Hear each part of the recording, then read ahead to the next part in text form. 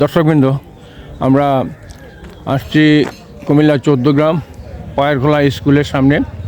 এখানে আজকে জামায়াত মনোনীত প্রার্থী ডাক্তার আবদুল্লাহ মোহাম্মদ তাহের সাহেবের দাঁড়িপাল্লা মার্কার আজকে সমাবেশ।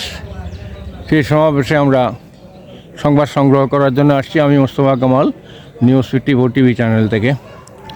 আপনারা সবাই আমার তরফ থেকে, আমাদের চ্যানেলের তরফ থেকে অভিনন্দন রইল আপনাদের সবার প্রতি। আপনারা এই অনুষ্ঠানটি দেখবেন একটু পরেই, এখনই দেখবেন। আপনাদেরকে দেখার আমন্ত্রণ রইল। ধন্যবাদ আপনাদের।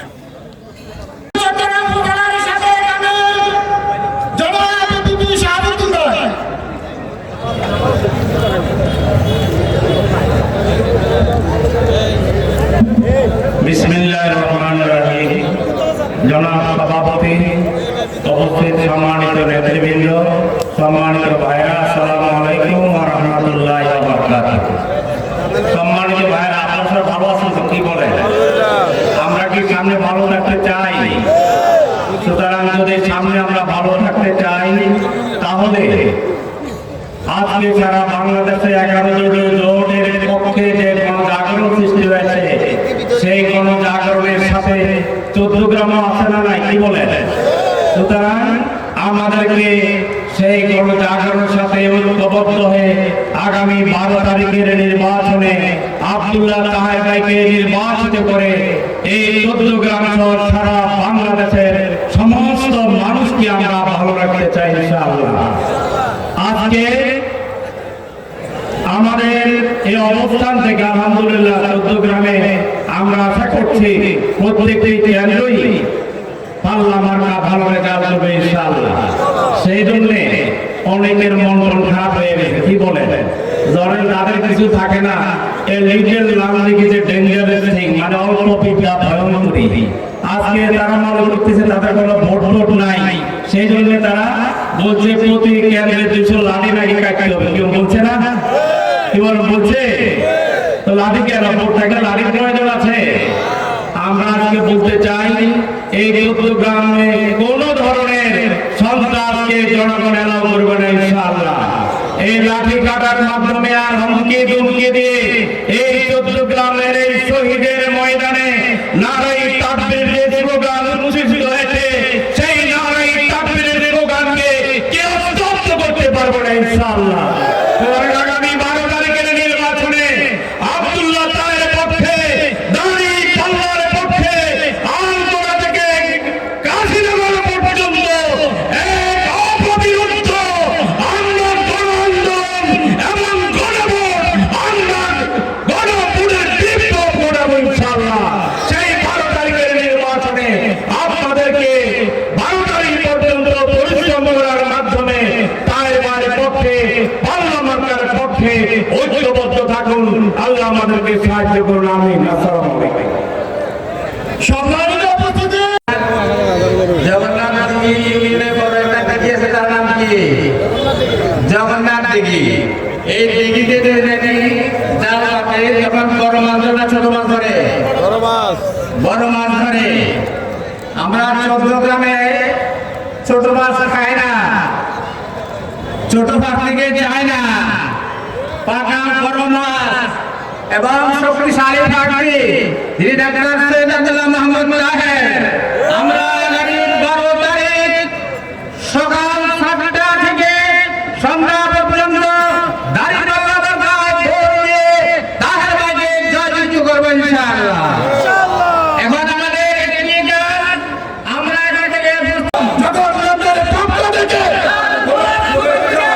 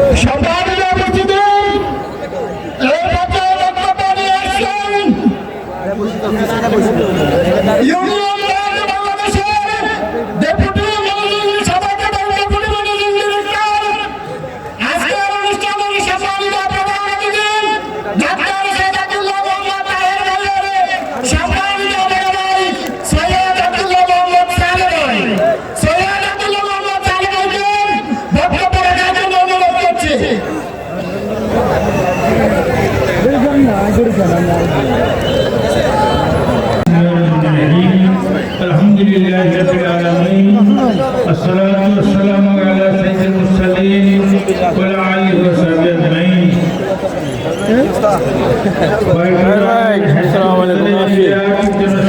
সম্মানিত সভাপতি, সম্মানিত প্রধান অতিথি, মঞ্চ বিশিষ্ট স্থানীয় এবং কেন্দ্রীয় নেতৃবৃন্দ, আমার সামনে প্রিয় এলাকাবাসী, আসসালামু আলাইকুম রহমতুল্লাহি ওয়া বারাকাতুহু।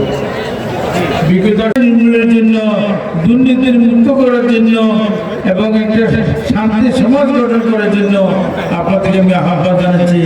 সবাইকে আহ্বান জানিয়ে আমার কথা শেষ করছি।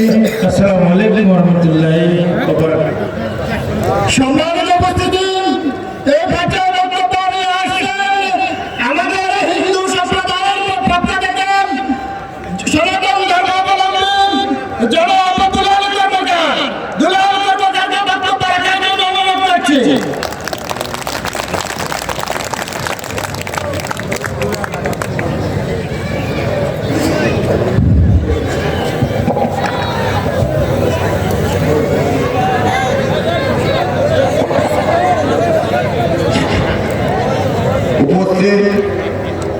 উপস্থিত ভক্তবৃন্দ যারা আছেন তারা সবাইকে আমি নমস্কার জানাইলাম। আমি বেশি বক্তব্য দিব না। 2001 সালে যখন তায়ের সাহেব নির্বাচিত হল তখন আমাদের সাথে উনি আসলো এবং আমরা ওনার সাথে ছিলাম। এইবারও আমরা সবাই সবার চিত্রে ওনাকে ভোট দিয়া জয়যুক্ত করব, এই আশাবাদ ব্যক্ত করে আমার বক্তব্য আমি শেষ করলাম। ধন্যবাদ দুলাল কর্মকারকে।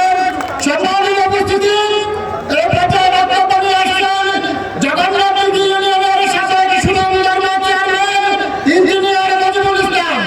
ইঞ্জিনিয়ার মজিবুর রহমানকে বক্তব্য রাখার জন্য অনুরোধ করছি।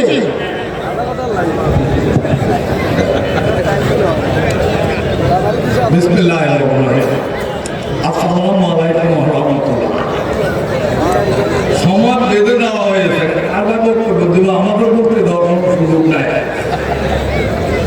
তো আপনারা নিত্য ভালো আছেন, জগন্নাথ দিকে মানুষ, ঠিক না?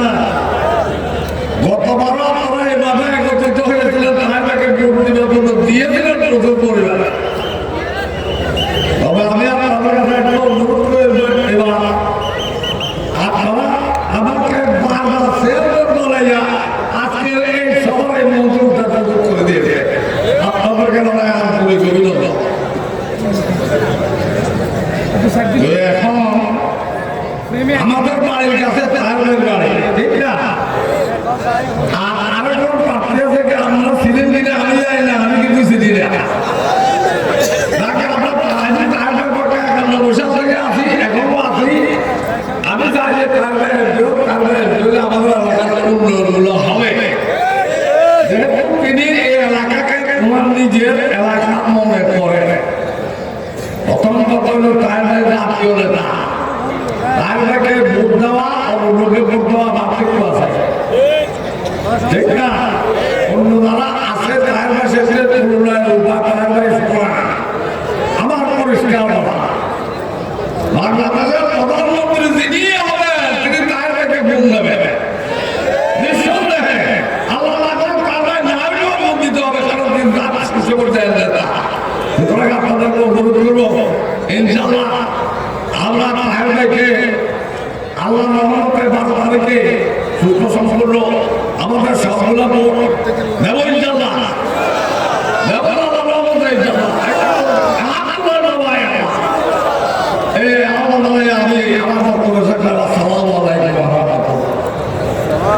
সম্মানিত সমাবেশ, এই পর্যায়ে বক্তব্য নিয়ে আসছেন চট্টগ্রাম সদর ইউনিয়নের সাবেক চেয়ারম্যান তাহের ভাই ঐক্যপ্রিয় নেতা হইয়া, জাতীয় পর্যায়ে নেতা হইয়া নিজের এলাকা নির্বাচনী প্রচারণা শুরু থেকে আমি সঙ্গে ছিলাম। চট্টগ্রামের এক প্রান্ত থেকে এক প্রান্ত ঘুরে বেড়াচ্ছে। চট্টগ্রামের মানুষ শিক্ষিত, সচেতন এবং বাংলাদেশের মধ্যে চট্টগ্রামের একটা গৌরব ঐতিহ্য আছে। আমরা মনে করি যদি তাহের ভাইকে 12 তারিখে আমরা এখানে নির্বাচিত করতে না পারি, তাহলে আমরা নিজেদেরকে নিজেদের মূর্খতার পরিচয় সারা বাংলাদেশে তুলে ধরব। আশা করি আমরা আমাদের গৌরবের ইতিহাসকে সমুন্নত রাখার জন্য জাতীয় নেতা, বাংলাদেশের আগামী দিনে মন্ত্রী, ওদিকে টেলিভিশনে দেখলাম ওনাকে পররাষ্ট্রমন্ত্রী করা হবে ইনশাআল্লাহ। 12 তারিখে সবাই ভোট দিয়ে ওনাকে যুক্ত করবেন। আসসালামু আলাইকুম। সম্মানিত উপস্থিতি, আমাদের মাঝে উপস্থিত রয়েছেন বাংলাদেশ জামাত ইসলামী চট্টগ্রাম উপজেলার সম্মানিত আমির জনাব মাহফুজুর রহমান, উপস্থিত রয়েছেন ডাক্তার আব্দুল মোহাম্মদ তাহের ভাইয়ের সম্মানিত বড় ভাই জনাব মোহাম্মদ সাদেক ভাই, উপস্থিত রয়েছেন তাহের ভাইয়ের সম্মানিত সচিব ভাই জনাব সাদেক খান ভাই সহ অনেক অতিথিবৃন্দ রয়েছেন। সময় স্বল্পতার কারণে আমরা ওনাদেরকে বক্তব্য দিতে পারিনি, এই জন্য আজকের এই সমাবেশের পক্ষ থেকে আমরা দুঃখ প্রকাশ করছি। সম্মানিত অতিথি, এই পর্যায়ে প্রধান অতিথির বক্তব্য নিয়ে আসছেন বাংলাদেশের জামাত ইসলামীর সম্মানিত আমির সাবেক সংসদ সদস্য ডাক্তার সৈয়দ আব্দুল্লাহ মোহাম্মদ তাহের। জনাব ডাক্তার সৈয়দ আব্দুল্লাহ মোহাম্মদ তাহের ভাইকে বক্তব্য রাখার জন্য অনুরোধ করছি।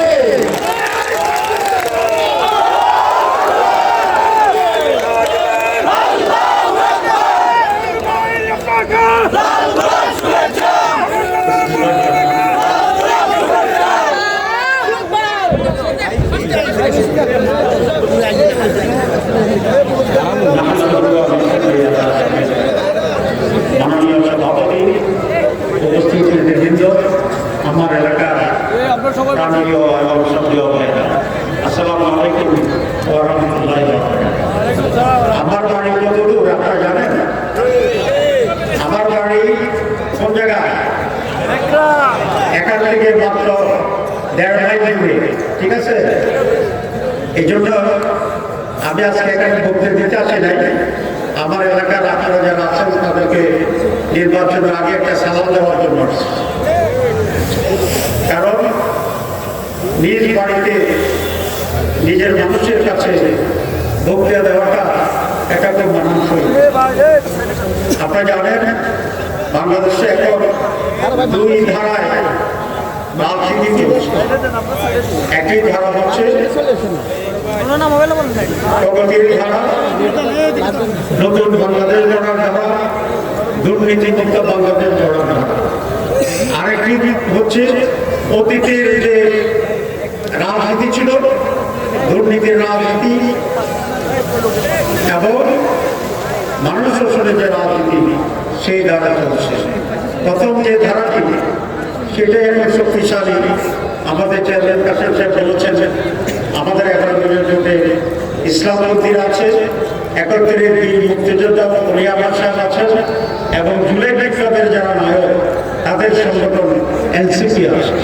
সুতরাং এরকম একটি জনপ্রিয় জোট সারা বাংলাদেশে যে গণজোয়ার তৈরি করতে সক্ষম হয়েছে, যেভাবে মানুষের আস্থা অর্জন করতে পারছে এবং যেভাবে পঙ্গপালের মতো মানুষ আমাদের জন্য সবাই ছুটে আসছে, এর দ্বারা দেশি বিদেশি যারা সার্ভে করে, যারা এটাকে জনপ্রিয়তা যাচাই করছে, তাদের অধিকাংশ বলছে এই নির্বাচনে 11 দিনেও বেশি আসন পেয়ে সরকার গঠন করবে ইনশাআল্লাহ।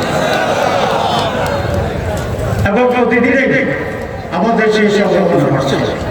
যদি সরকার গঠিত হয় আর আমাদের ছেলেকে যদি আপনারা নির্বাচিত করেন, তাহলে সরকারের আমার একটা ভূমিকা থাকবে কিনা? ইনশাআল্লাহ একটা ভূমিকা আমার থাকবে। তখন শুধু এমপি হিসাবে না, আরো অভিজ্ঞতা সুযোগ সুবিধা দিয়ে আমি এই এলাকার উন্নয়ন করতে পারবো ইনশাআল্লাহ। আসলে মানুষের একে অন্যের প্রতি টান, অঞ্চলের প্রতি টান, এটা খুব স্বাভাবিক ব্যাপার।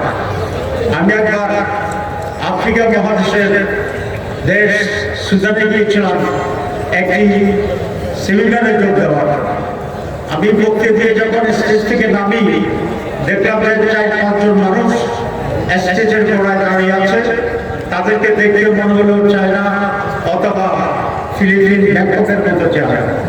আমি নামার পরে তারা আমার সাথে হ্যান্ডশেক করলো এবং বললো যে আমরা আপনার সাথে দেখা করার জন্য এখানে জড়ো হয়েছি। আমরা যে কেন আপনাদের সাথে সম্পর্ক, বললো যে আমরা এশিয়া মহাদেশের ব্যাংকক, চায়না, সিঙ্গাপুর, এগুলো কোথায়?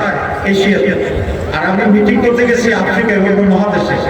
তো বললো যে আপনি আফ্রিকা মহাদেশে আসছেন, আমরা এশিয়া মহাদেশের লোক মানে, আমরা আপনারা এক মহাদেশের লোক, আপনি আমাদের নিজস্ব লোক। তাহলে একটা মহাদেশের লোক নিজস্ব লোক মনে করে সেখানে সাক্ষাৎ করতে আসছে। এটা একটা আমার সাথে বাস্তব ঘটনা। সুতরাং আজকে যখন আমি জগন্নাথে আসছি, যখন আমি গুণবতীতে যাই, যখন আমি আলগোড়া যাই, তখন এটা আমার মনে হয় যে আমি আমার জায়গায় আসছি, আমার বাড়িতে আসছি। আবার যখন আমরা কুমিল্লাকার সাথে দেখা হয়, তখন যদি চট্টগ্রামের লোক পাই, তো বড় এটা আমার মতো। সুতরাং সেই আপনাদের এলাকার অঞ্চলের সে অধিকারের দাবিতে আমি চাই এই এলাকার নারী পুরুষ দল মত নির্বিশেষে সকলেই এবার ঐক্যবদ্ধ হয়ে আপনারা দাঁড়ায় বলতে দেবেন।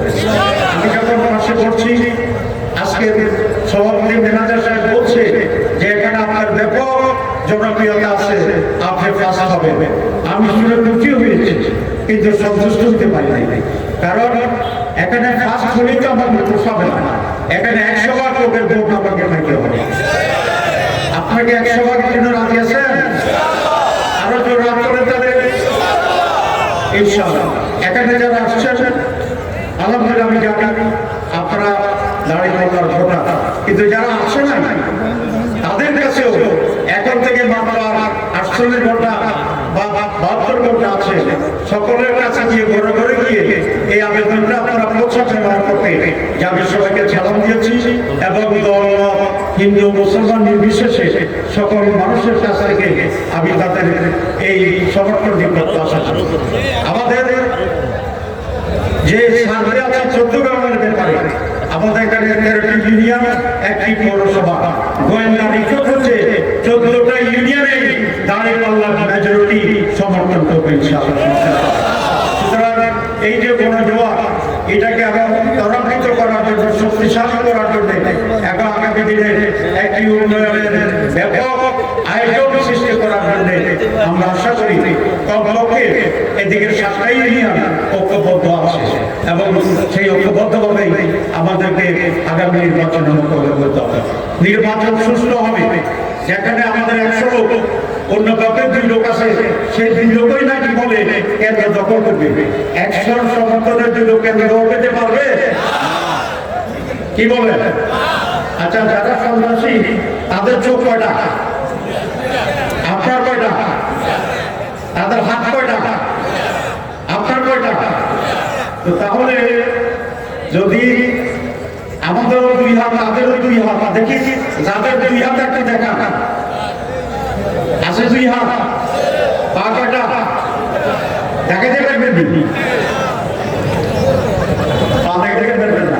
আচ্ছা, পা দেখাতে পারবেন না। আমি এগুলো বলছি, সন্ত্রাসীরা খুবই দুর্বল। তারা যখন মনে করবে যে আজকে একটা পিঠা খাবে, কি পিঠা? জি, তাহলে ওরা সন্ত্রাস করতে সাহস করবে না, ঠিক আছে? আর সন্ত্রাসীরা যদি মনে করে যে ইন্ডিয়ার কি বলে এগুলো বিয়েতে বাঁধি, ইন্ডিয়া বাঁধি বলে আপনারা সব জড়িয়ে পালিয়ে যাবে, তাহলে একটা সন্ত্রাসী তো 1000 লোককে দমন করার জন্য যথেষ্ট হয়, ঠিক আছে? আপনি ইন্ডিয়ার বাঁধির আওয়াজে ভয় পাবেন? এখানে আজকে আমি ডিসি অফিসে গিয়েছিলাম, আর্মির প্রধানের সাথে আমার কথা হয়েছে, আইন শৃঙ্খলা রক্ষাকারীর বাহিনীর সাথে আমার কথা হয়েছে। তারা বলেছে যে কোনো ধরনের সন্ত্রাসী কর্মকাণ্ড হতে দেবেন না। তাদের কাছে রিপোর্ট আছে কেউ কেউ সন্ত্রাস করতে চাইলে, এবং তারা বলছে যে সেরকম পরিস্থিতি হলে তাদের খবর করে দেবে ইনশাআল্লাহ।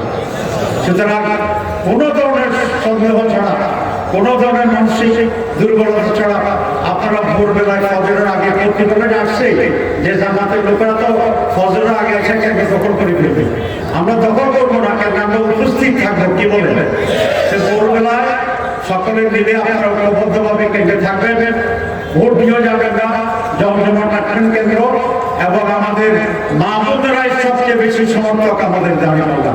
সুতরাং প্রত্যেকটি ভোটারকে কিভাবে আনা যাবে, প্রত্যেকটি মহিলা ভোটারকে কিভাবে আনা যাবে, প্রত্যেকটি মুরব্বী ভোটারদের কিভাবে আনা যাবে, এই দিনে আপনারা সেই পরিকল্পনা করেন। একজন কর্মী 20 জন ভোটার নিয়ে আসবেন, সেভাবে ডিজাইন করেন। ইনশাআল্লাহ অতীতে 2001 সালে আমি 1,09,000 ভোট পেয়েছিলাম, আওয়ামী লীগ নিয়েছিল 54,000, দ্বিগুণের বেশি ভোটে আমি বিজয় অর্জন করছি। এবার ইনশাআল্লাহ 4 গুণ বেশি ভোট পেয়ে আমরা নির্বাচিত বাংলাদেশ সরকার। সেই জন্য দরকার হচ্ছে একটি গণজোয়ারের মাধ্যমে আপনারা ঐক্যবদ্ধভাবে ভোটের দিন ভূমিকা পালন করবেন। আপনাদের সবাইকে ধন্যবাদ। আসসালামু আলাইকুম ওয়া রাহমাতুল্লাহি ওয়া বারাকাতুহু।